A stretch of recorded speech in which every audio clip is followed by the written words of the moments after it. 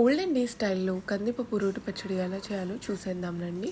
ముందుగా ఒక ప్యాన్ పెట్టుకొని దాంట్లో పచ్చిమిర్చి, 1 టేబుల్ స్పూన్ ఆయిల్, జీరా, మినపప్పు, శనగపప్పు, కందిపప్పు వేసుకొని బాగా ఫ్రై చేసుకోండి.